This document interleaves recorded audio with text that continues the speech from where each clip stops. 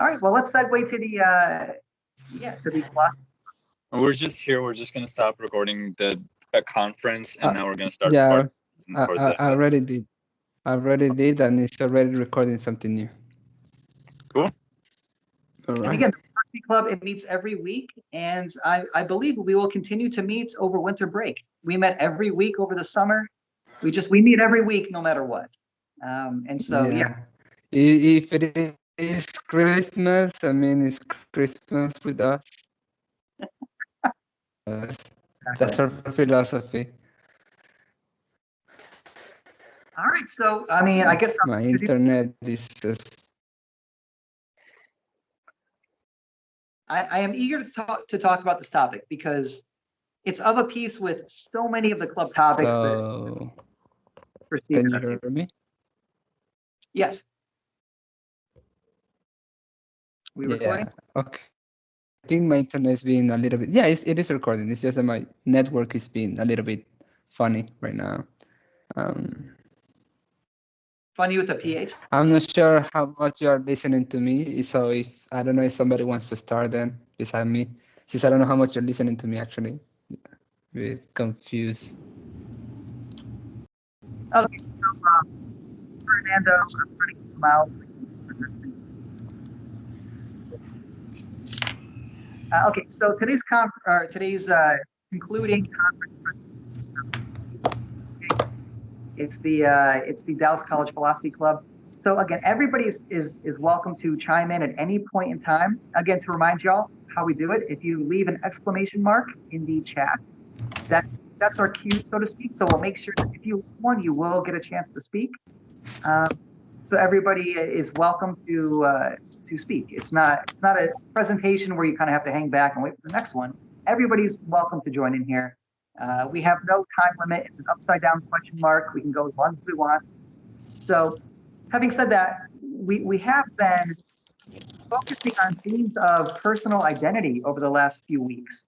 And so this idea of friendship and personal identity kind of segues to next week's topic, which will be love. Hence the film series selection. So I guess today the question is this. I mean, we've all heard of the cliche birds of a feather flock together.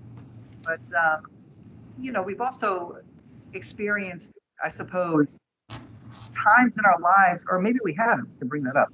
But some of us have experienced times in our lives where we felt as though friendships have gone stale, where we can no longer relate to friends of a mutual flock. And I'll kind of leave it at that. But I'm more concerned with the following. How does one sort of relate to one's friends in a way that helps one's individual personal identity form to the point where you begin to realize, hey, now I see why we're friends. I didn't know this before, but now I really get it.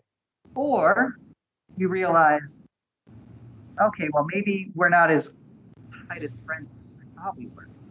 I mean, I'll give you an example. When I was an undergrad, when I was in the alt position, I took a class called Love and Friendship. It was a philosophy class.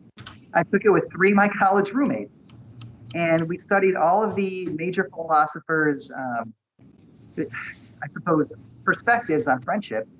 And by the end, we realized we really weren't good friends. That's okay. Louisa Scowling. Okay.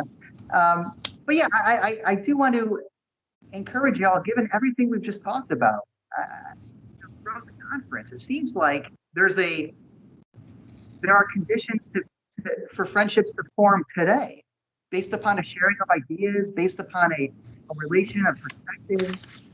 But at what point are you able to individuate yourselves from your friends, from your friendships, from your closest relationships, to the point where you're able to say, well, okay, here's who I am, and here's how I relate to them, and here's also how we don't relate. And I guess the final, bringing it back to the debate, I believe that there are some people who feel as though in order to just be myself, in order to alleviate social anxiety, I could use some sort of a prescription drug, or maybe an illegal drug, as a means to sort of get me to the point where I can even make friends. So are things like drugs or alcohol, again, harkening back to an earlier presentation, could this be a way in which they could be useful? Does it feel as though I need this, or are they a crutch? So I'm trying to bring together various, I suppose, points of view from earlier presentations to bear upon this final presentation of the conference. Something else to consider would be this.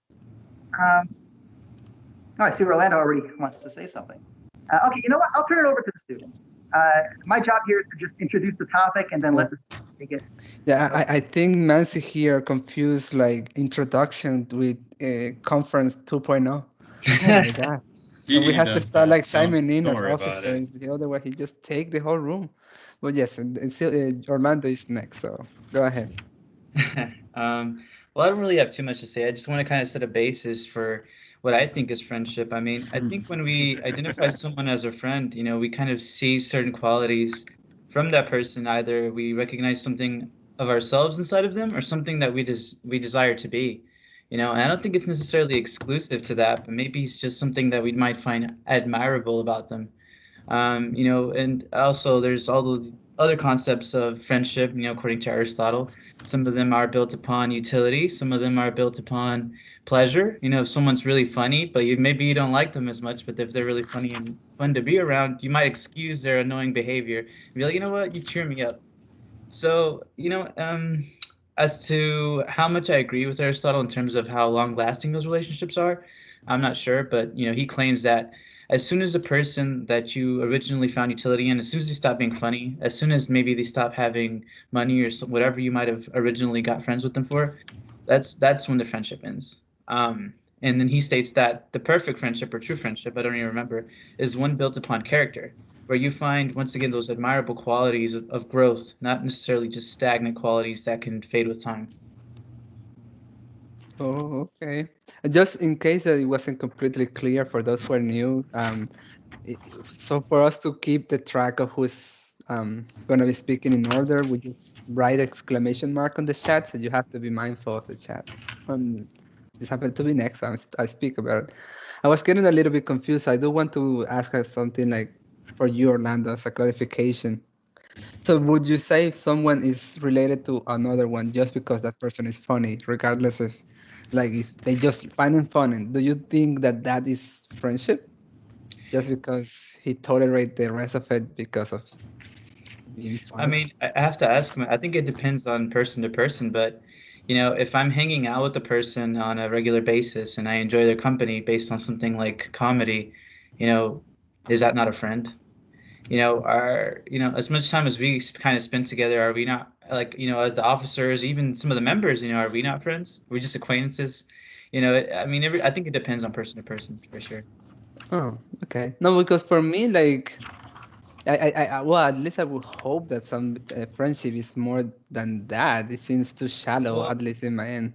That's not what I was saying. I was saying that, according to Aristotle, there's This is different what layers. Aristotle said. According to Okay. Aristotle, this is the kind of a picture that he painted for friendship. But not That you see, necessarily. that is friendship. You see, But get in that's not your what I'm saying. back. Wow, that's amazing. That's not what I'm We're saying. He's saying seeing there's different live layers. action friendship right on the spot. Oh my Okay, well, it just melted my heart so much. No, don't let that get to your heart. Orlando and I will tear each other apart in right in front of you guys. I'm not saying that friendship is just built upon something like that. I'm saying he kind of categorized it in 3 different ways. If it could be pleasure, utility, or an actual character. Where like we regards true friendship, once again, is like someone that you actually enjoy their time. Being around them not only is enjoyable, but because of their good character, they actually help you improve as a person. So it's like it's these different qualities that kind of stand the test of time, I guess you could say. Yeah, but it's not about just friendship. I mean, put it this way. Do you feel like you have to know who you are in order to be a good friend and have real friendships? Or do you feel like friendships are what show you who you are? I think something funny is that I kind of relate to something you said before, and it's about comedy. Is that it's kind of impulsive. And I think friendships can in the same way be the same. Maybe someone you just like, it's impulsive. Like you don't necessarily measure, oh, why am I friends with this person? Oh, maybe you don't question it. Maybe it's just something that's, I don't know, it just feels natural. perhaps you don't really even question it. I think in that sense it can be impulsive, but then once you start to realize that there's negative effects that that person might have on you, then you might start to reevaluate the friendship and start to realize, okay, well, maybe I shouldn't be friends with this person. Maybe. But sometimes we just use our friends to like reinforce some bad attitudes that we have. But I do want to say that we have people in line, so I don't want to make them feel like Sorry, guys. they're being missed. So next one is actually our professor, Susan Carrillo. And she's eating. Look at that. Magnificent. Why I'm not C'est sharing? magnifique. Like No. c'est magnifique, but please, you're muted. So all I'm seeing is I don't even know exactly what you're eating. I feel very intrigued. There we go. Okay. There you go. Curious. I just make Curious. some little miniature tostadas out of street taco tortillas because I haven't eaten. I've had too much food for the mind with philosophy. Therefore, my bodily, impulses have been written in a way that is very appropriate to those who like Plato. If I may, Yes. if you're eating so much throughout all the conference, No. you're just practicing something like that's a vice. You're eating too much now. I'm not. I am practicing in vice, but it's not of extreme. It's of deficit. I'm telling you, I haven't eaten because the philosophical discussion has been enough food for my soul, for my. Now you're falling into the vice of having to intellectual explain digestion yourself should be to... enough. Okay, now I feel like we're having another conversation. But to get back onto the topic, so I was very intrigued by the title of this talk because I had a very personal experience where I was at Austin Community College for 12 or 13 years full time before I came over here. And sometimes over there, I would have students take every single class with me. And I could just tell they wanted to hang out with me. So I was like, why don't you work for me? So I had this one student who became like a clerical assistant. And she was really great. So I hired her and then we became friends. Well, so we continued as friends even after I left Austin Community College. And I'm over here and we're still friends on Facebook. And I don't know about you guys, but I'm gonna wrap this back up over to intellectual virtue. My intellectual virtue with this friend has been so tested given 2020 and all the debates that one can have about, is COVID real? Am I living in fear? Who's the epistemic authority when it comes to the coronavirus? She and I have gotten into such long, huge Facebook because I'm 48 and we do stuff on Facebook. I don't know about you guys, but we've been having these. I almost unfriended her, guys. I almost unfriended her. What kind of intellectual virtue? I mean, I think that I just failed because I almost unfriended her. And I said, what is it about her beliefs and expression of her beliefs? Like, what is it? And I just felt like maybe I wasn't practicing I think intellectual humility, maybe intellectual empathy, maybe not. I don't know, but I was lacking in some way, and I'm still trying to discover it. But I think to y'all's talk about identity and values, I definitely feel like she was being dismissive towards my identity and my values. So something's happening. So I'm just letting you know that I'm critical of myself, and I talk about the virtues, but I'm not saying I'm perfect at them in any way. That's all. Okay, thank you so much for sharing. I do have a couple of thoughts, but you will expand something. I don't know if you want to speak a little bit more about it, but my wonder is why you take it so personal, the comments that person may be doing. Like, what is it of the idea that like makes you feel that you cannot stand just keep exploring her views? I think maybe I lacked intellectual humility. I didn't get curious. I didn't have intellectual curiosity. I didn't talk about intellectual courage, but I felt very threatened by what she was saying at some point. And so somehow I just wanted to unfriend her instead of facing the ideas that I perceived as somehow harmful or threatening. But I also just felt belittled by her. Me, by her ideas, because I thought she was attacking my character in person. I haven't really processed this. I think this is cathartic. I'm doing therapy with you guys right now, but it is fun. This is also therapeutic. Yeah. We're here to do that as well. Okay, there you go. A heal of mine. I really don't know. I'm exploring. I'm thinking about this, but maybe it has something to do with that. I don't know. hopefully more of the conversation later on helps you a little bit to that process of analyze. But for now, you chase next. Before I present my point, Rory said to Professor Carrillo that Dr. Carrillo, remember, according to Maslow, you need to protect your physiological and social needs first. Physiological needs and safety / security before higher social statutes. So yeah, that's very well said, Rory. I was just about to point that out actually, but coming back to when I initially put on the exclamation mark was as Orlando was explaining how Aristotle had put friendship. I realized that in a lot of situations, friendship is in and of itself very subjective. Sorry, I'm doing my work. That's why I seem distracted. But friendship is in fact very subjective because as I mentioned before, I traveled a lot before I came to the USA from the Middle East, and I had childhood friends there. Now, I don't even have a contact with any one of them. Why? Because there are certain boundaries, certain limitations, because time zones are different. Of course, me trying to contact them from here, that's different. And the very fact that Aristotle stated, I no longer need their company to have myself fulfilled, in a sense that, see, right now Orlando is here and I'm friends with him. I would think because he can he can counter my argument with an equally and opposite argument of value. It's the same thing with Ferdinando. If I say something, he's gonna have something to say back to me. It's not like I'm talking to a wall. He'll be like, "Hey, okay, I see your perspective, but this is what I see."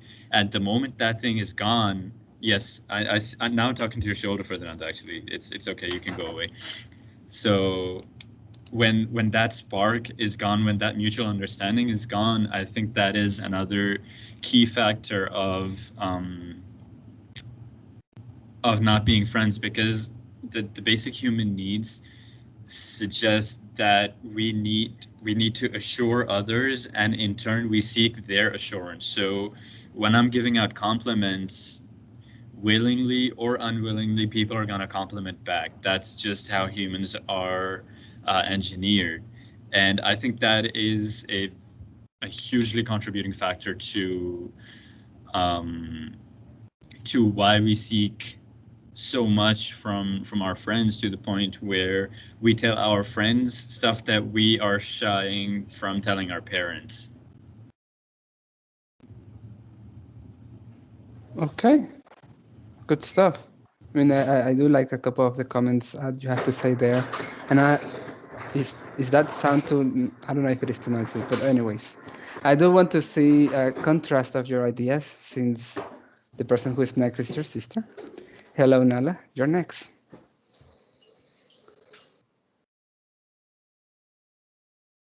Is Nala still with us? All right. Oh, So something that came up is We can move to the next person. I think Isra is not here. I can't hear her. I can see her video. It's your issue, not mine.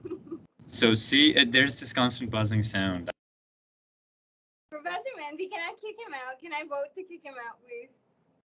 Yes. Okay, you're out. Goodbye. All right. So something that came up earlier was that the idea that are your friends a reflection of your identity, or are your friends a reflection of who you are in terms of you understand who you are and so on.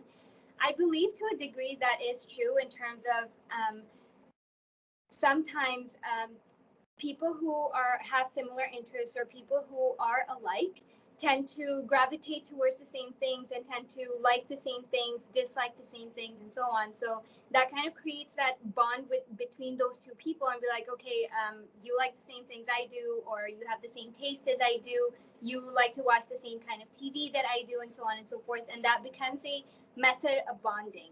At some point, that transition happens where your personalities kind of start understanding each other, and that's when you kind of really discern if I can consider this person a friend or not. In terms of, for example, there are some people who are okay with telling small white lies, who are okay with just not telling the entire truth, who are just kind of like Yusha, who, if he weren't my brother, I don't think he'd be my friend, just a disclaimer.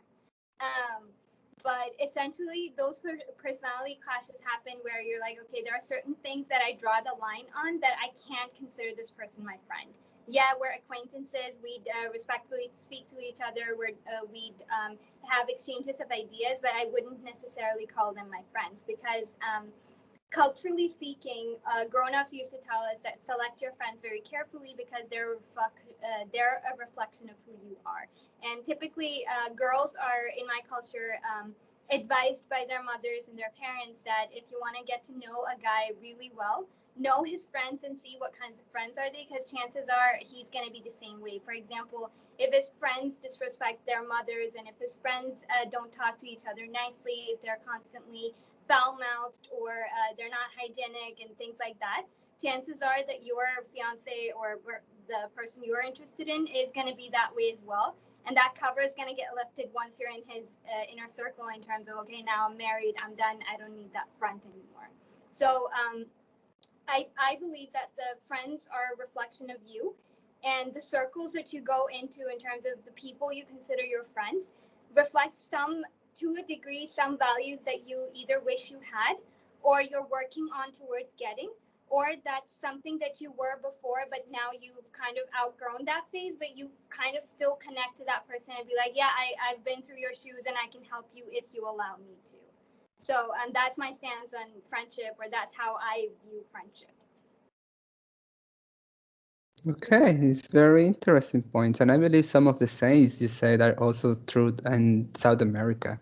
We have very similar saying for that those who are around you will define pretty much what that person looks like, and that's why we also encourage people to be more selective. But well, our culture is a little bit more like free, like it's like selective, but everyone come and hang out. So it's an interesting dynamic in that regard.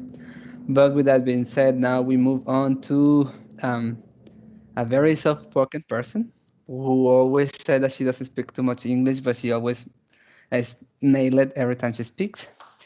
Jie Tian, go ahead. Okay, this is my turn now. So I agree with you, and they say get rid of some friends in social media. Yes, I don't understand why some people has a lot of friends in their social media. I don't understand why they all know them, or their friends know him, or the lot of friends can bring you something, or you can bring something to your friends. So I just think it is a fake that in your social media has a lot of friends. That is fake. This is, I don't know, this is probably their life is boring, so like that, or show up something, their friends group to the public, but that is nothing, I think. So I think real friends for us is, I just think you can bring something to your friends, and you can learn from your friends. So that is, I think that is real friendship. So, and I just think we cannot, it is true, we cannot have a lot of friends. We can say, oh, I have that she is my friend, or they are my friends. That is not right. That is not right, and that is not the real friendship. Friendship, I just think you can, your friends is opposite, and they can give you some real advance to you when you are in trouble and help you indeed. But when just say friends or friendship, I think that is our responsibility to our friends. I just think, when we last section with in our homework discussion board, that is Aristotle, courage or something like that, a list a lot. I think that is all for us, and we should tolerate for our friends. So some limited for us, that is requested just by ourselves. But for our friends, we should learn from them, and we are operate for them. That is my idea. It is for me. I don't understand all. Some people just say, I have a lot of friends in my social media. I think that is fake. Can I respond to that quickly? I don't want to, cut in line here, Q-wise, but this I like your point, and it reminds me of an earlier presentation. I mean, think of it like this. I don't know. I was born in 1984, so when I began making friends, it predated social media. And so the way to make friends was to go out and just see who was in the neighborhood. And that was the only means I had to making friends. Again, only child. So that was all I had. But I have to imagine, speaking about, not even adaptation, just if I were born in a future time and, I didn't have a license, my parents couldn't afford me, I don't know, a bike or something like that. If I couldn't leave the home, and the only way I could begin to make friends, because I was so young, I had a babysitter or whatever, if the only way I could make friends was through social media, I mean, I feel like I would think, well, this is how you start to make friends. I mean, this is the first experience I have of friendship. I mean, it might be, I guess, a little watered down perhaps, but I wouldn't know that from my perspective. I certainly wouldn't think it were fake. I would think, well, this is how it starts. And then one day when we're a little bit older, we can actually hang out. So I just think that's something to consider. I mean, it might be a little different nowadays. Yeah. Yeah. I Yes. mean, there is also this thing that sometimes it's not like they're trying to be fake. Like they're just sometimes trying to see where they land in society. Sometimes maybe they're not completely aware of like exactly what they want or how they project themselves in the future. So they kind of like stuck to more people than they probably, according to you, should invest their time with. But it's some type of exploration for them to see exactly what type of personality probably they feel more inclined to practice later in their life. So it's another way to explore your personality, if anything. And talking about exploration, hello, Orlando. How are you doing today? You're next. Hello, sir. So I kind of agree with a lot what you guys were saying. I mean, especially Israel. I think it's very Aristotelian. Again, if like we're all kind of just talking about kind of how he sees it. What the heck? I'm orange now. Okay. Well, yeah. So what he was saying essentially, like, hello, with the orange guy. relationship. I love when it happens. Just keep going. Put your hand Hello, on orange put guy. your hand on the camera and then move it back. We already know. No, but it's gonna stay like that. It's alright. But we already know who lose. The orange guy. Oh my gosh. Would you Okay. lose the debate? I'm sorry. All right, guys. Let me go ahead then. So Hey, what I'm by saying any is, like, chance, are you the brand ambassador of Cheetos? yes, I don't actually. I don't like Cheetos. Never mind. Are you sponsored by Trump? I wish, maybe I'd be more rich, But let's go ahead here because so basically what I was saying about Aristotle is like his concept of self and like the way he describes friendship with immediate family members like parents and siblings. He talks about like this inner monologue as to like how you treat yourself and how you speak to yourself. He sees us as very habitual creatures essentially. So the way that you interact with others is sort of a reflection of how you speak to yourself and how you treat yourself. And so that's why I completely agree with what Israel was saying. Like, if you see the friends, you see the inner, and sort of.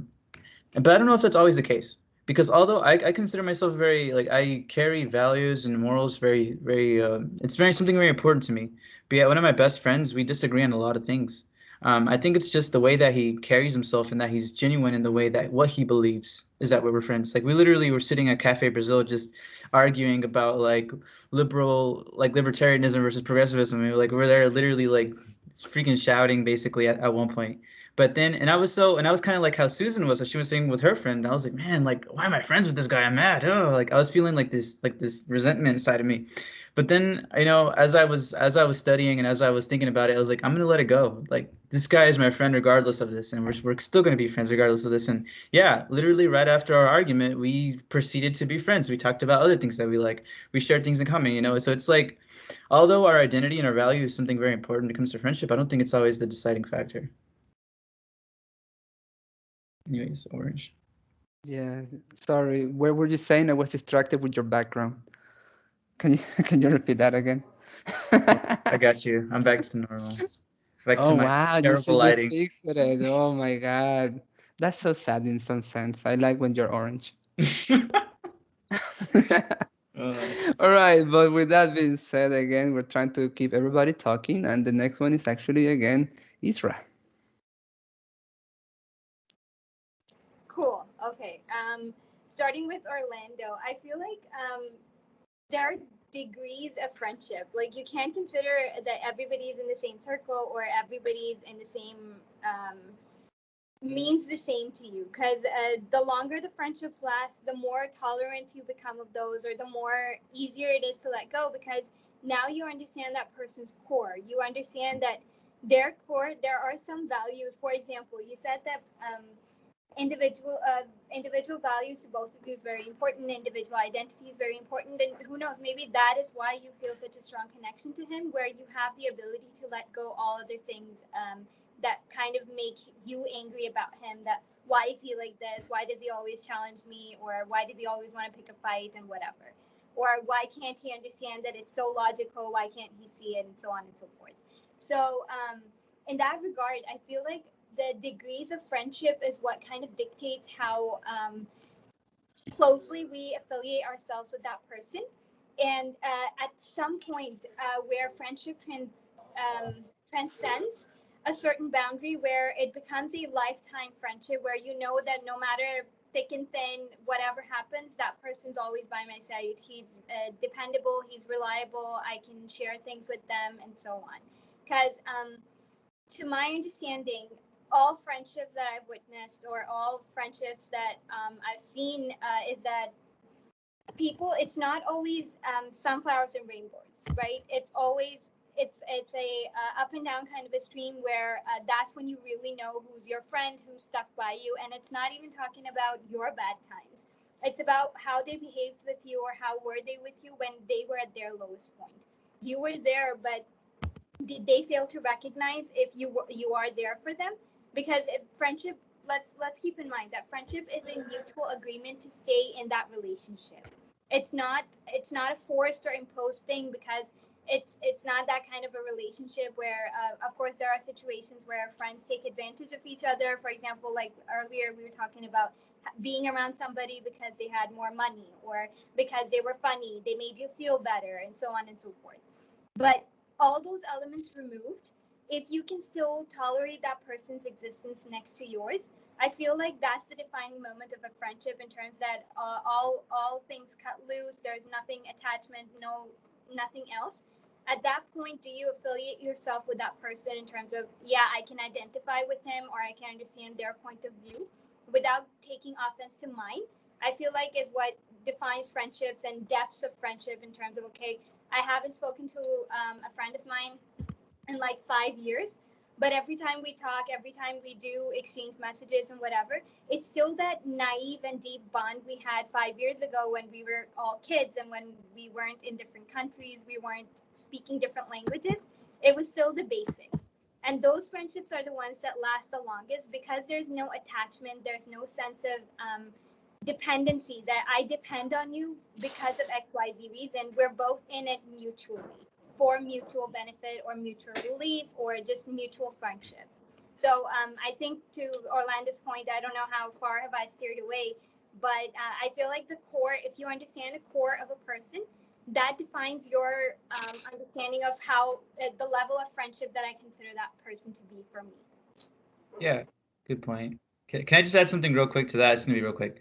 So I think it goes back ultimately to the idea of like Aristotle's idea of character, because it's like, so because maybe perhaps I have like an open, I guess, open mindset in terms of discussing these things that we might disagree on, and he has that same mindset, then perhaps that in and of itself is a relationship that seems worthwhile. While in comparison to someone who might disagree with you and might not be as open to share, you may not feel any kind of connection at all, no cohesion. So yeah, definitely I agree. Okay, good stuff. I do want to read something very quick. Oh, wait. I'm not sure if Rory actually wants to speak. He says that his throat is hurt, so I don't know if I should read it or he's going to say it. Anyways, I'm just going to let Yusha talk, and I guess he will let us know if he's going to like talk or just type. Go ahead, Yusha. Well, to Aristotle, idea of this friendship and the 3-tier system that he made to kind of put friends in, I kind of disagree with that, because it's not as simple as he makes it to be. See, a friendship is not something, it's not something material where you can catalog it or you can categorize it. Even for that matter, I'm going against what Isra just said, that there's levels of friends. No, to the at most, there's only two type of people that you interact with. Ones that you truly love, which includes friends, family, and whatever have you. And two, the other ones, the second ones are of the lower category, from which you seek some sort of mutual benefit from, like, I praise you, you praise me, I help you with this exam, you help me with that, so on and so forth. But with the top tier category, you don't expect anything from them in return. And that's something that I don't know, but it cannot be proven by science, that, like we had in one of the previous meetings, that love, does it exist or not? And we're going to talk about it further next week before the film series, I believe. And unless a better idea come up, unless one of our friends suggests something. Yeah, you guys didn't listen to mine. That was messed up, by the way.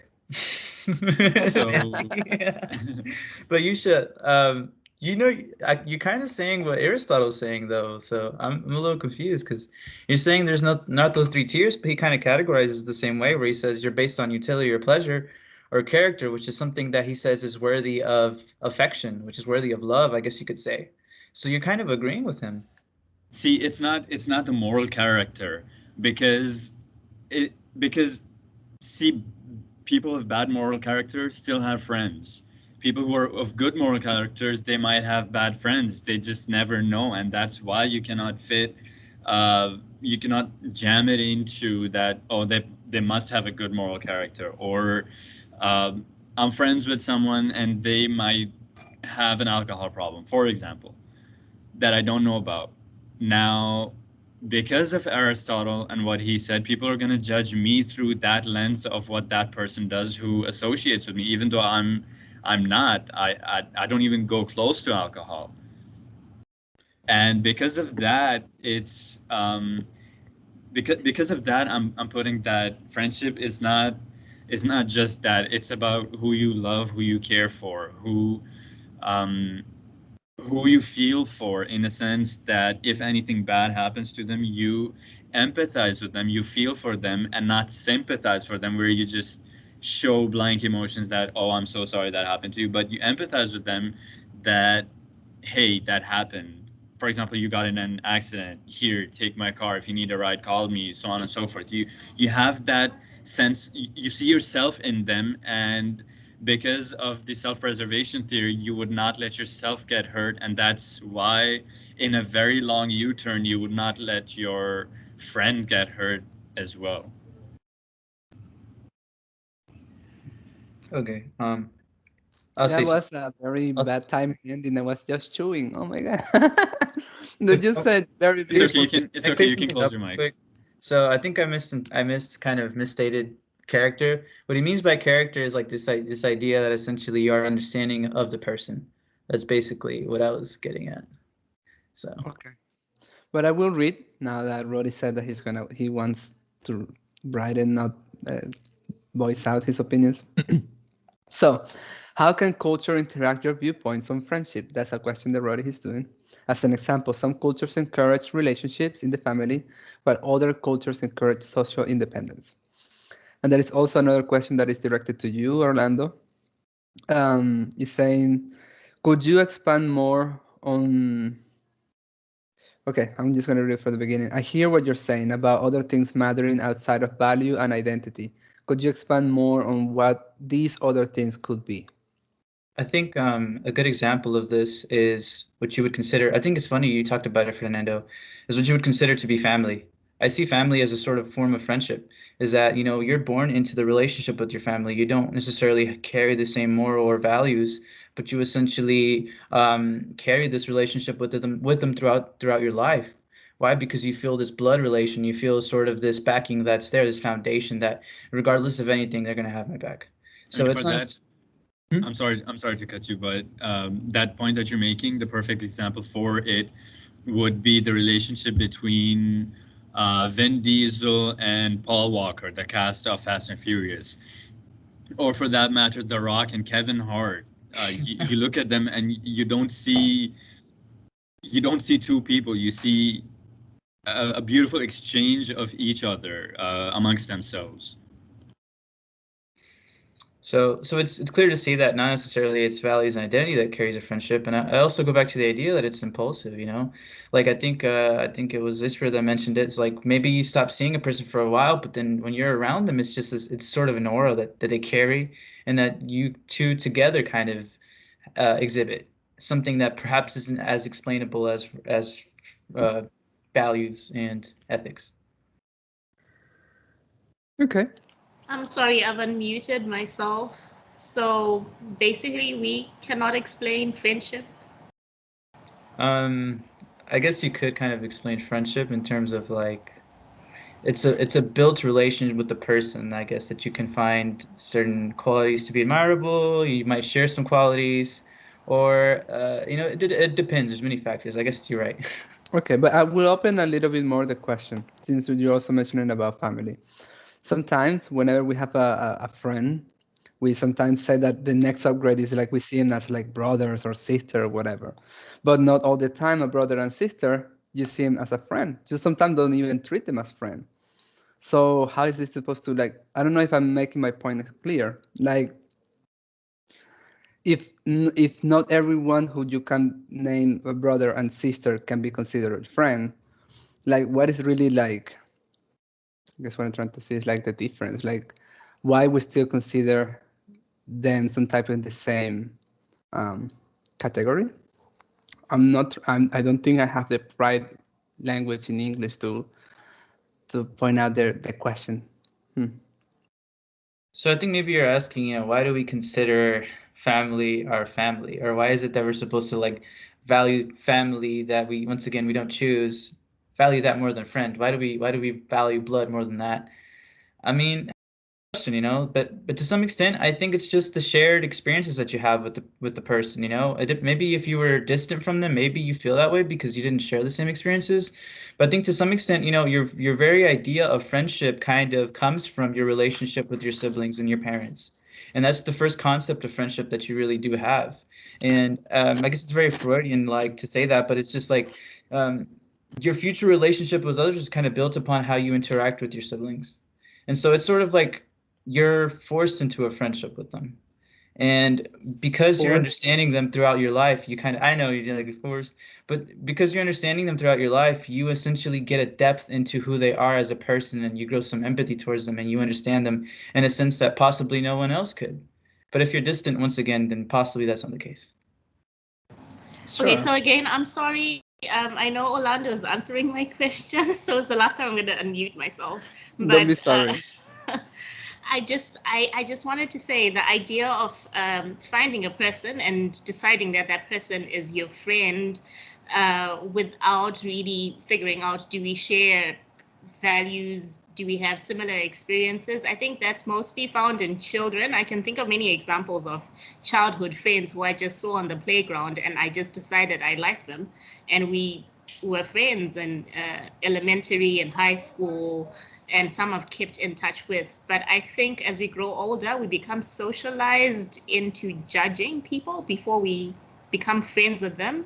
I think it becomes more of a rarity the older we grow to see somebody and then just have that connection without prejudging them. So yeah, that's what I wanted to say. Okay, It's a very good point. I'm sorry to dictate the conversation, but like I think it depends person to person. If you carry that to be like your values and your morals and your intellectuality, if you carry that very highly and that's all you want to associate with, then possibly that's the case. But I feel like for some people, all my friends aren't necessarily as in tune with certain things that I understand and that I study and so on and so forth. Not all my friends speak in the same mannerisms that I do, but regardless of that, I still feel this deep connection to them because of their mannerisms, possibly because they're open-minded, possibly because when I speak to them, they're very compassionate. So it's not necessarily the case. I'm not sure. Okay, that's great. I do want to read something here. We have a comment that says that for Moya, a friend is someone who can die for you, who share your joy and weeping with you. That is an interesting point of view for friendship. And it's very good that you mentioned that because right after that, we have Mansi on the call. Are you willing to respond something like that? Should we die for you to be considered friend? That's my question. Nancy. Well, maybe if you die for us, we would think that you're not as non-human.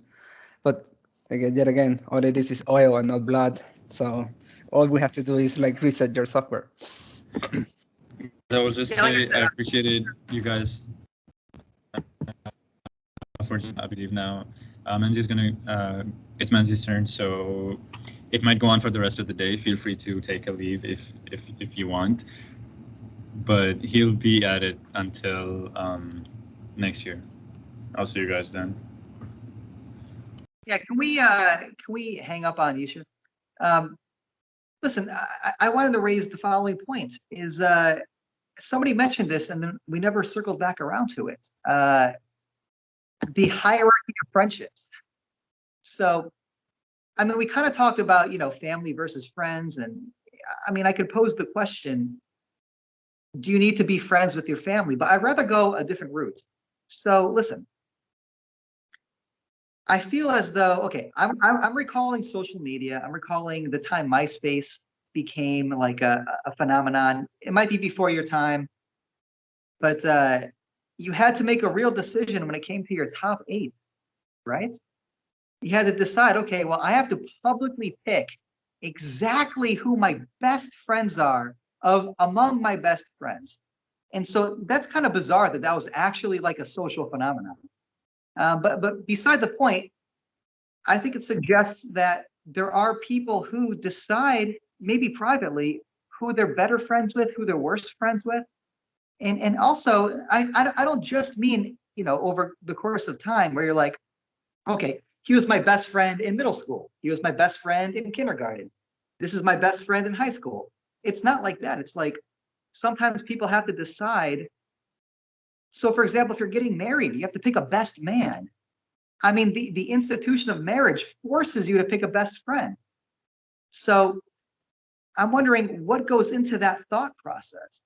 And going back to the idea of personal identity, I wonder if one wants to identify their best friend with the kind of person that they wish they were more like.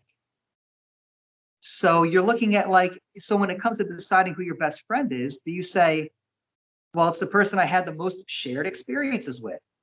Or do you say, is it the person that I feel knows me the most, but maybe I don't respect so much, but they know me the most? Or do you say, maybe it's the person that doesn't know me so much, but I respect this person so much, I feel happy that they even want to be friends with me. So I want to make them my best friend.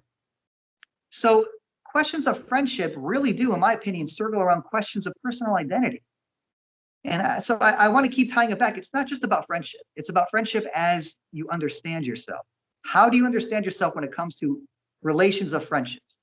So I'm just trying to bring it back on track. I'm sorry if I went on a monologue earlier. I was so inspired by the earlier presentations, and I need attention, so I had to speak a lot too. That's all. Yeah, the apologize is not taken. It was just plain rude on my side. But yeah, don't worry. This is like I said, it's a free environment for you to speak, and it is up to us as officers to make sure that people so wanting of attention do not get it as much as.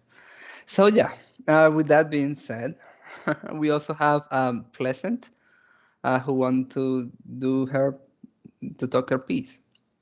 So go ahead. Yeah, it's actually about what you said about family.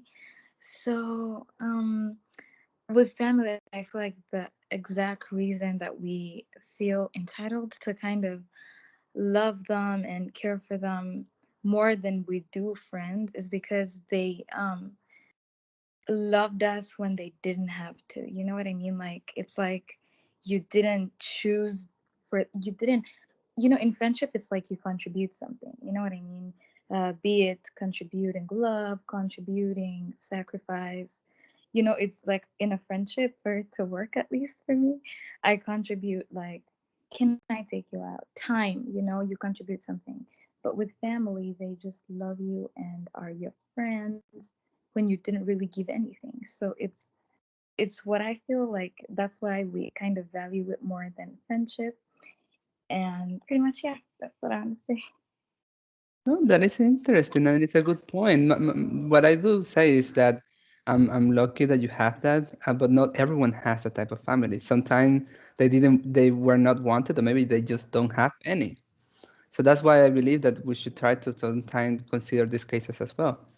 But like you said, it's true. Like if you were born into a family that they care and they nurture you, it is just normal for you to feel like, yes, I'm gonna try to do whatever I can, even in the hardships, to go through that. But my what I'm trying to also to say is like, if you also have other people who you later on found and it was voluntary action for you to meet them, if you see some value in them, why you cannot practice the same with them? But yeah, Yeah. I see your point. Yeah, to add on that, I'm sorry. Okay, that came out totally wrong for that side. But for that side, what I wanted to add is that's why I feel like those people who maybe do not have a family, that's why I think they find a family in friends. You know what I mean? Like at times in those friends that they create a relationship with, it's like you find them saying, "You're my family," because despite what they went through or what they had going on, they loved them, and they didn't have to give much. So I think family maybe is a stronger word than friendship. Yeah. Okay, that's great. I mean, thank you so much for your participation. I'm not sure actually if the next one is Jie, Yeah, she because is.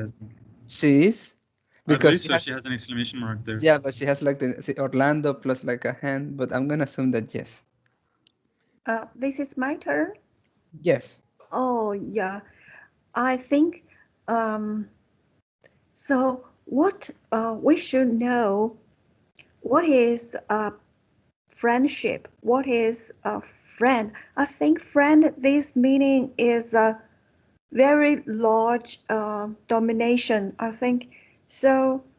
When we name real friends or relationship, I think the meaning is narrow. So I agree, Silver. So it is depends on yourself. What what kind of people is your friend or your best friend or your real friends? I think from your friends, that is like a mirror, so you can see your. Uh, I think you from yourself, from your friends, you can see yourself. I just think, and probably people from your uh, friend friends group can uh, can find what is you, and you can find who you are. I think this is my opinion. That is my what I want to say. Very good opinion as always. So don't you worry about that part. All right. So for some reason, Rody is hurt. He's like, ouch. I don't know what did I do. But he wants to speak, but I worry about your sore throat though. That you feel like you could talk. Like it's me just wondering as a friend, you know. Don't want you to feel like you cannot speak or anything. Oh, Ferdinando, I Oh, appreciate sure. it. So yeah, so I am feeling better. I just needed to drink some water, and that's why I was listening to everybody today. But first I have a question for Yusha. When you mention, and I quote, "But for others, neither is nothing. To them, family means nothing and friends mean nothing." Are you referring to individuals with narcissistic personality disorder and antisocial personality disorder? It can be, you know, if you want to put them in cages and categories, sure, why not? Let's all beat the dead horse at that. But there are some people for example, growing up, they grew up in a very abusive family, right? So for them, family is a term that reminds them of that abuse.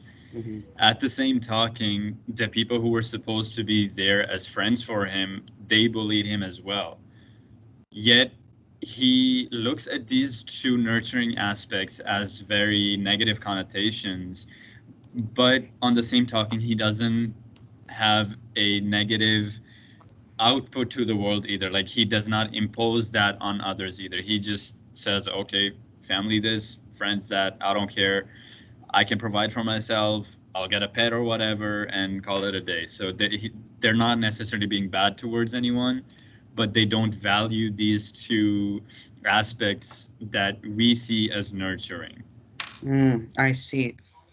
Okay, so going to Ferdinando, the reason why I said ouch is that something that you had said was like, oof. It was your sassy side coming out, I should say. And I was not expecting that sassy Ferdinando to come out. What's sassy? I still don't know the comment. I would don't love rem- you. I When you don't made a rem- comment about Professor Manzi, that's when he said it. Oh, sure. No, but I mean, let's make this clear. It's not about being sassy. It's just true. When it comes to Mansi, like that's just what he is. But yeah, so we're trying to humanize him a little bit so he doesn't seem too out of reality, you know. We're bringing him back into the cultured society. Mm-hmm. oh, If anything, it's a loving nature. He's been on his own for too long. We need we to are acclimate him. we are educating him again into a society. So you see, that's why he wanted attention. We're like, bad Mansi, but no, no, too much time on the introduction. No, my watch, no. Oh my. Nah, just Somebody mess- defend just messing, defend just my honor. messing. Who's gonna defend your honor? Like, I it's- will defend Professor Manzi. okay, that's fine. All right. fair. So the reason why I asked my question, the way how I phrased it, is that I wanted to reflect on how social interactions in childhood affect our ability to make friends. And so like what Professor Manzi was discussing back in the period, where they didn't have social media like we have today. They had to actually interact with people physically or using a beeper or using the phone. While now we have technology to where we can be completely anonymous, we can make multiple profiles, and that can elicit bullying and abuse.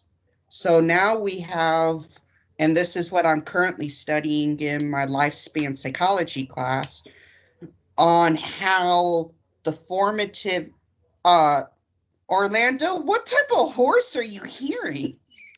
anyways, how the formative years from mid childhood to early adulthood and the post information age, how that affects us at a biological level and at a social level. And so I'm just curious on how technology impacts our ability to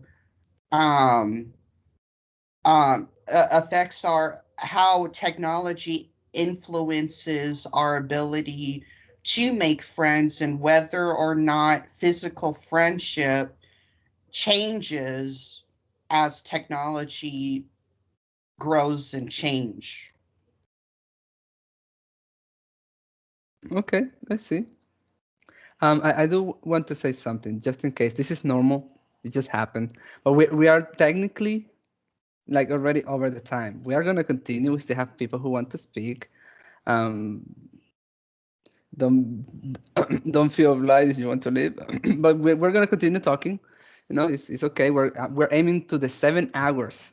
I Have can still see I can 15. see Professor Mancy right now. He just wants to blurt everything out and he wants to comment, and you're just preventing him. You're the gatekeeper, apparently. Wait, We're actually aiming for 10 hours. We have rules. We're Usually it's not, coming before.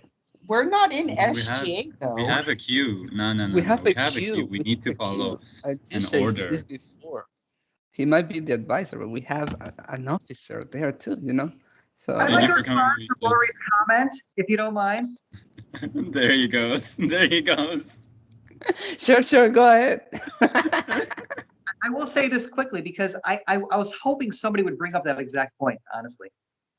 Because again, it's like, it depends on sort of your first introduction to what it is to forge a friendship.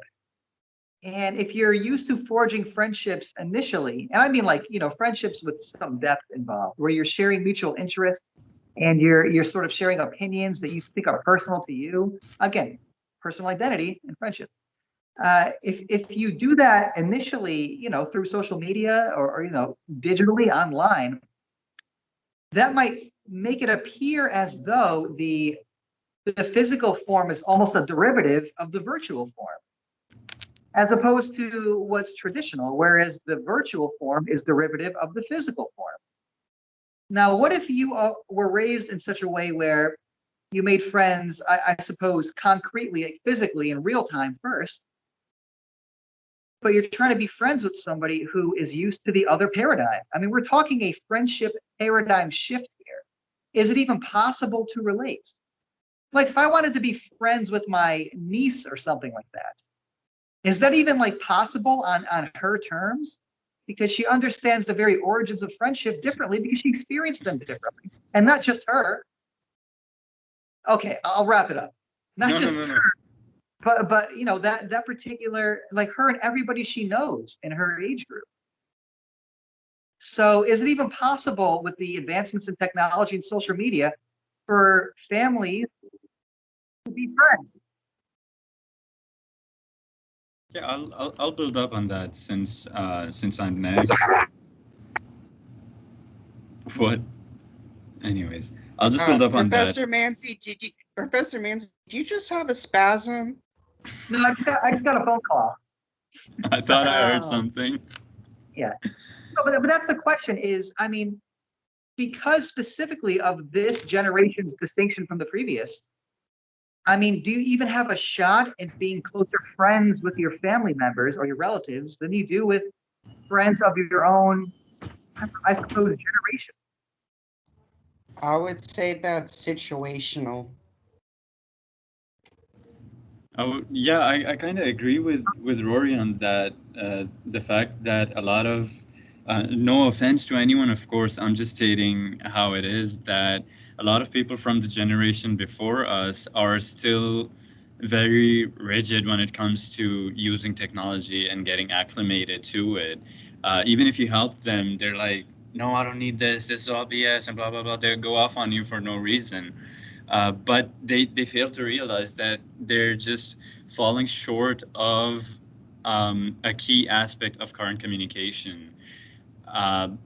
a while back, yes, I grew up with landlines. We had dial-up internet, MySpace, was that MSN Messenger and all that stuff. But at that time, I feel like in person friendships were more genuine because, and even now, in-person friendships are more genuine. If you look at I don't know how many of you study body language, but it is a science that I'm super fascinated with. And you can pick up cues that people give out involuntarily. Their body just does it. Like you can pick up when someone's lying, when someone's hiding something but not lying, and that kind of stuff.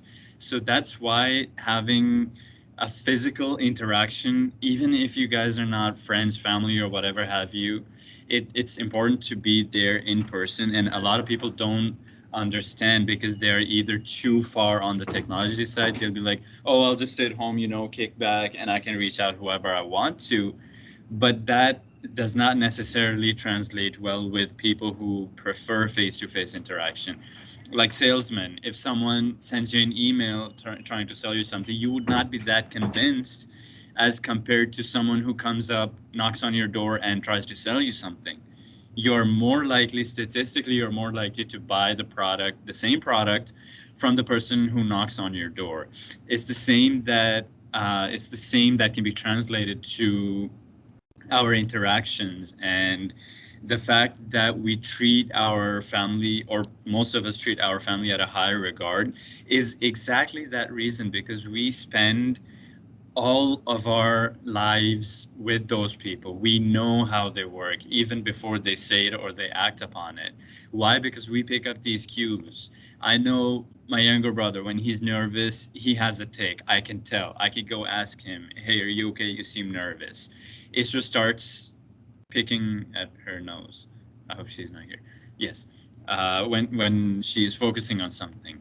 So these are the things that are so vital. And if you spend equal amount of time with a person who is not related to you, you would call them a friend, because you spend that much time with them and they interact with you so often that they feel like they know you. And once you have that connection of knowing someone as compared to being acquainted or just knowing something about someone, it's a huge difference between the two.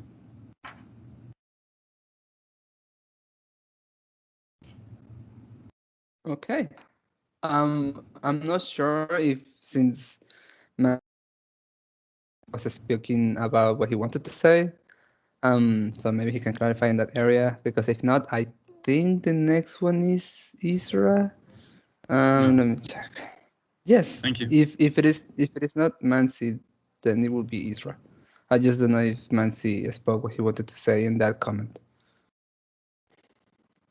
No, I'm good. I wanted to bring up something else, but I like where the conversation is going. I wanted to tie it back to animal human relationship and animal equality, because we talked about domesticated pets. I mean, granted that animals and domesticated pets aren't rational, but are they emotional? No, I wouldn't say that they're irrational, because see, once you have a pet, and speaking of which, this was my cat. I helped her in rehabilitation, 6 months in the process of her getting to know me, just to eat out of my hand. It's a different story, but it's the same thing with them. You start treating them like family. You know their nonverbal cues. You know what they want by what they're doing. If they feel a little slow or sluggish, you know that they're not feeling well. And that is the relation that you build up with them. It's not like I can see a cat walking down the road and say, oh, this cat is sick, I can tell. These are some things that require time and effort put into them. That's why I think animals are not irrational, because they don't do anything out of a whim. They do something because there is a concrete purpose behind it. Like limping. I only limp when my leg is hurt. It's the same thing with animals, in my opinion. Okay, but animals don't make you accountable for your actions. So are they really your friends, or are they just your companions? I mean, I guess sometimes they can make you. They do. Yeah. They do hold you accountable. We Mhm. left for a trip and both our cats like completely let us know why to leave us. Like they show anger. Like I'm not kidding you. They showed like protest and they would not eat and just complain. And when I say complain, they would actively just meow the whole time until we would actually cuddle them and take them and just like swaddle them a little and be like, it's okay, we're sorry, and that's it. And they wouldn't do that to everybody. They would only do that to the people they bonded. So Fluffy, the pink collar cat, she did that to Yusha, and hers was meaner than mine. In terms of like, she wouldn't even look at him. Mine would look at me and just walk away and be like, yeah, that's what you're worth. You're not even worth me just coming to you. I'll just look at you and walk the other way. So I would say they have emotions now. It could be that as humans, we're projecting our emotions onto them, that, oh, they must be feeling bad. They must have been feeling lonely. But, and I don't have any scientific proof other than what I witnessed or other than what I experienced. But I will argue that animals are intelligent and they are emotional, and they will go out of their way to tell you, hey, you messed up. Okay, but I mean, I'm saying this, yeah. Your cat will never say, do you think it's a good idea to cheat on your husband? But a cat will say, why didn't you feed me? So, I mean, it's a different level of holding you accountable. I mean, Yeah. maybe they do. Maybe they stare at you like, dude, stop. I've seen it with my dog. Yeah, now I remember from the conference. I forgot her name. I'm sorry, but she said that chickens cannot read or write, and I was gonna say that what if they do? It's just we don't understand it. We don't comprehend it. That was Abigail, yeah. Okay, coming back to the point that I was trying to make regarding the friendship aspect would be that I agree. The level of friendship or the way that humans perceive friendship is completely different in terms of how you meet. Like to Professor Manzi's point, in terms of if a kid who grew up in the electronic age, especially during the fact that quarantine also changed a lot of norms and how people connect with each other and how they henceforth consider friendships or what they consider the new normals for how do you be a good friend, in terms of constantly checking up on each other, sending reminding messages to each other that you're valued, you're cared for, because a lot of people had to do that for a lot of other people, especially during depressing times and so on. In that regard, I feel like to that person, the standards of friendship would be completely different than what we thought friendship is right now. Like it is for ourselves, our generations and previous generations, where there wasn't even such a thing as a phone. You had to write letters. And so to write the letters and receive the messages and continue the story that, oh, I got engaged. And I'm talking like back in the day when first carriages were a thing. Back in Manzi's days. Maybe. I'm not saying that. That's your officer saying that to you, not me. Not me. Duly noted. She's avoiding responsibility. Unbelievable. Unbelievable. But essentially, to them, friendship meant actually taking the time and reflecting on the stories and kind of highlighting the points that what do I want to convey to you the most. And then anticipating or waiting in patience to receive that response from the person. That's the level of depth of the friendship they had. To us, because we were all in the same neighborhoods or we were a phone call away, it was like, oh, this happened, did you know, and so on. It was the fact of sharing, instant ability to share that, oh, did you see this happen? Or somebody at school got scolded or something bizarre happens when your friend wasn't there to witness it. And you go running to them and be like, you describe the whole scene to them because you know they're going to enjoy that as well. You have fun telling them the story and you appreciate their reactions and so on. But to a person who's born in the electronic age, to them, a friendship could be as simple as commenting elaborately or not even commenting, just liking somebody's picture and be like, yeah, that's me showing support. And to us, we need a little bit more substance. We're like, no, everybody likes pictures. I need you to tell me what you think of it, you know? So in that regard, I feel like it would change based on technology, on how people perceive friendship. But I do feel that the ability to stand in front of another does change your reaction to the person. It allows you and it kind of forces you to be kinder to yourself and the person, where you're not ignoring the message right away and you're not able to think of it in any other way than what it is being presented as. For example, if we're texting each other, the emotions aren't properly conveyed. One word could mean something to me, whereas the other person is using it as something else, right? In terms of context. So in that regard, that message or that translation doesn't happen. But when you're in person, face to face, you understand the tone, you understand the energy, you understand each other's body languages, and be like, okay, we're both on the same page. So there's limited room for misunderstanding. And this way, you're willing to give a better benefit of the doubt to the other person, especially in a disagreement, where you're like, okay, I see that you're also frustrated. I see that you're also sad about it. You're not happy. You're not trying to get at me, but let's figure out what's going on.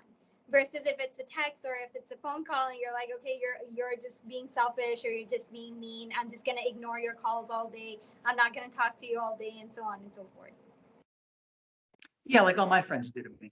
Yeah, like G was saying earlier, I mean, for social media, you can kind of really curate your responses to anything. But if you're standing face to face with someone, sometimes they have tells. You can see that they're vulnerable when they're not intending to be. And you could say, well, that's the beginning of a real relationship. When you're like, hey, I think you might be being dishonest with me, or not because you're trying to deceive me in a way where you're getting over on me, but you're trying to protect yourself. And so, I mean, there are more opportunities for cracks in the armor. There are more opportunities to perceive somebody's vulnerability. And that could be taken as an opportunity to get to know the person better. And I don't know if you have that in the digital way. I see. I understand your point. Well, that's it. I guess Rory do not have any more time to speak. Oops. Oh, well, it is what it is.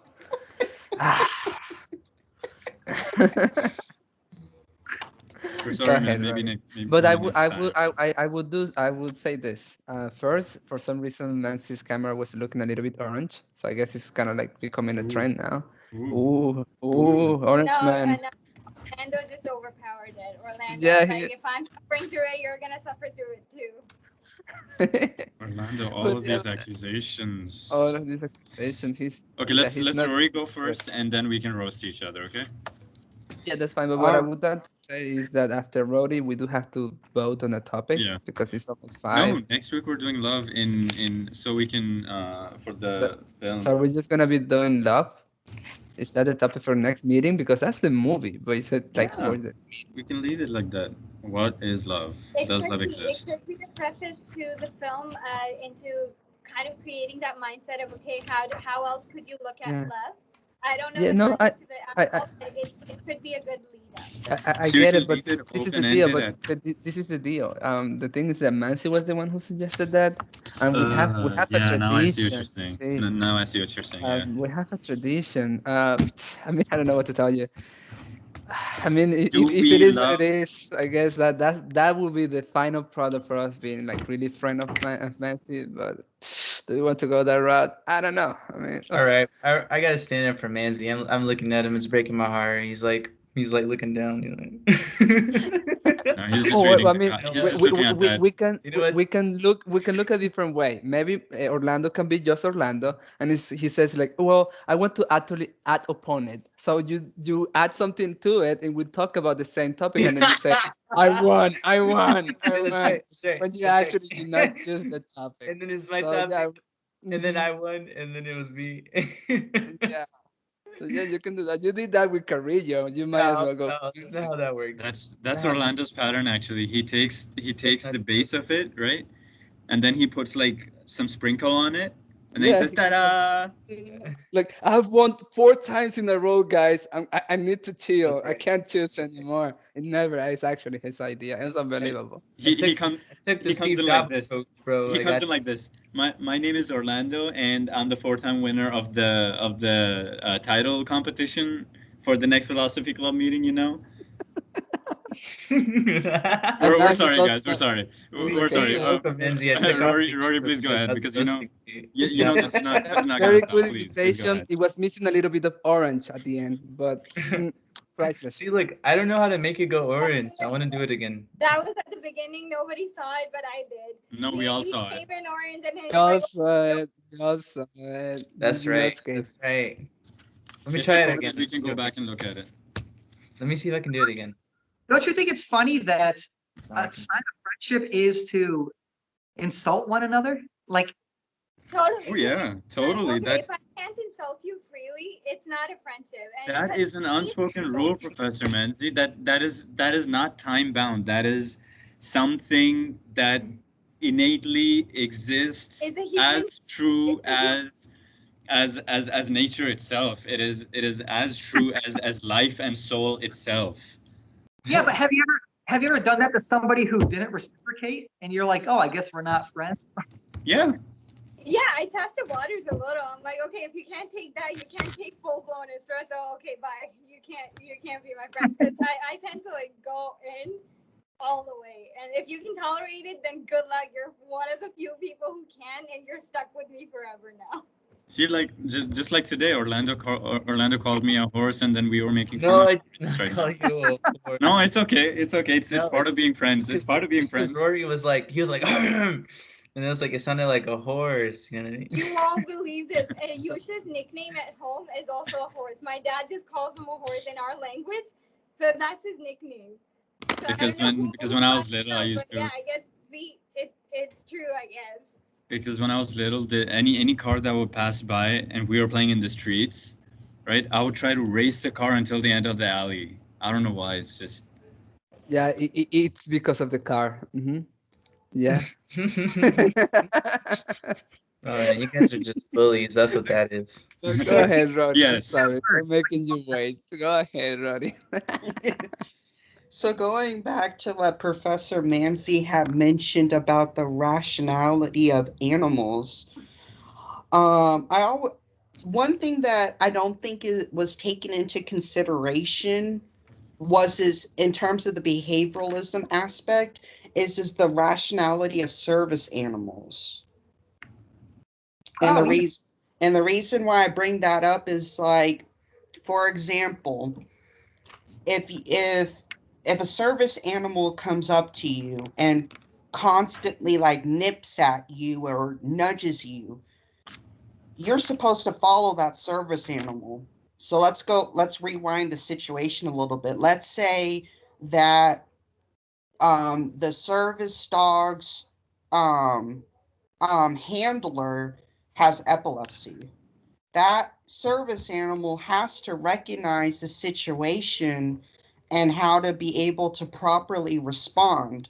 And granted, in terms of our neuroanatomy of humans versus animals, yes, we may have higher structures that elicits higher and more superior levels of rationality, but in order for that service animal to be able to complete the tasks that are needed in order to save that handler, the service animal has to be able to have some type of rationality and protocol in order to save that handler, because there are situations to where the handler could be dying and you may be that only person to save the handler. yeah, that's a great example. But I feel like, okay, so you can argue there's some real rationality there, but is that friendship? So if a police officer defends you or a bodyguard defends the president, is that out of friendship or is that out of duty that they were trained to perform certain actions when certain stimuli came about? I don't know if that's friendship.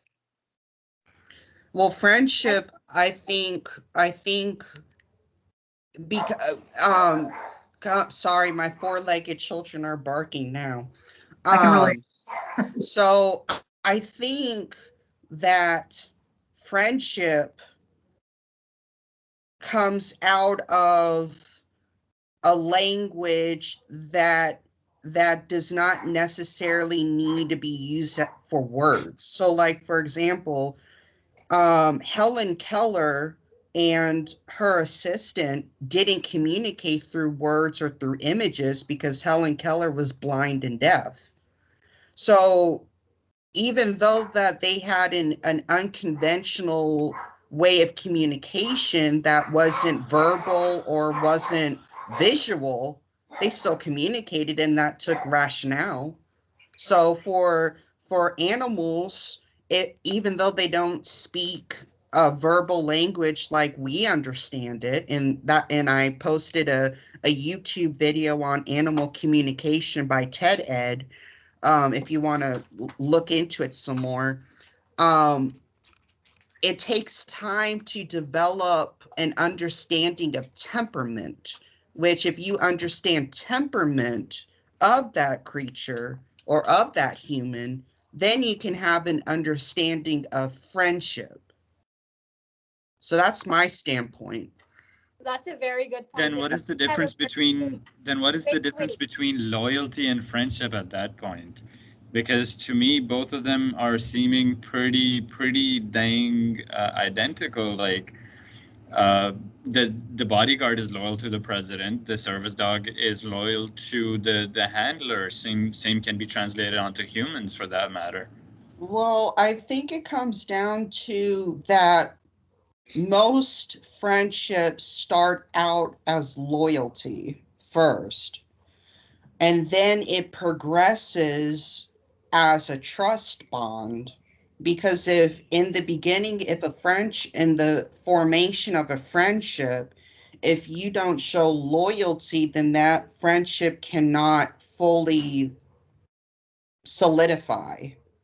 So I think in order to have friendship, loyalty has to be there first. And then friendship becomes more intimate. It's like stages or an evolution of a relationship. Because for most people, when it progresses into love, which I guess that might be a topic we're going to talk next time, most of the time, love in a romantic sense usually forms from a friendship, which then forms from loyalty. So I think there's an evolution of relationships, which then goes back into that hierarchy of friendships and degrees of separation we were talking about earlier. So with animals, on the other hand, I think that the relationship pattern is similar, except we do not have the current ability as of yet to fully understand what's happening in the animals' head. We can guess, and now I've heard that there's technology that we can actually get basic phrases from what a dog is wanting. It's not fully perfect, but we're getting ever closer to breaking that boundary of language. Okay, good stuff. Oh, wow, that was quite a fall. All right. I'm surprised it survived. I don't know if there are any cracks in it or not. Wow. Okay. That now I experience what it means to fall as a phone. Interesting. Okay. Again, that's a tall desk. That's all I'm gonna say. Anyways, yes, we don't have any more questions. I don't know if somebody else wants to do a closing remark beside Nancy. It's gonna take 20 minutes. Yeah, I'll make closing remarks. No. Yeah, I've had 3 cups of tea, 4 cups of coffee, and 0 things to eat today. So it's about time we wrap this up. But yeah, again, I want to thank everybody who's still who's hung in here, especially the members and the officers who've been here for like the entire day. This really was like philosophy day for Dallas College, and I can't thank you more. It's my favorite day of the entire semester, and we haven't done it in a year. It's been over a year since the last conference. So just so happy to have been a part of this. And really, again, it's all about the students, and I'm just here to facilitate. And, you know, when I get jealous of attention, I'll talk for 20 minutes. But other than that, I appreciate everybody's contributions, everybody who attended. Yeah, very, very excited about it. And of course, we're not stopping. The Philosophy Club will continue. Again, we have a film series next week. And then I believe we'll be going on through the winter semester. Yes, even if it is Christmas, we're meeting Christmas. No, yeah, of course it is. Christmas. We go there. No, No Christmas? I thought we were your family. I thought you were like your children. I guess I will have to like enjoy without Santa this year. It's fine. Good Santa. Philosophy Club Family Thanksgiving. That's what this was. Okay, sure. Whatever. Even if it is New Year's Eve, we're gonna be there discussing the philosophy of is it really a new year or is it no one? We don't know. This time is. Yeah. But anyways, thank you so much. Really, we are over 7 hours. Not shabby, not too shabby. We can do better. Let's go for 10. Yeah, we can definitely go for 10. Like at all. Yes, of course. Mhm. Speaking And of the the new philosophy year. of food. So Wait, let me Messi. come back to the new year. Okay, go ahead. The new year is Gregorian calendar, and at least the 365-day one, right? Which follows the sun and its movements to calculate our days and nights. But on the contrary, if you look at the Islamic calendar, which follows the lunar cycle, that does not have 365 days. So is time... The month 28 days at max. Yeah, the longest It month we doesn't have matter is if 29 it's months. 29 days, I'm sorry. So is our sense of time, as in not in limited time like ours, in the retrospect, yes, is it the same?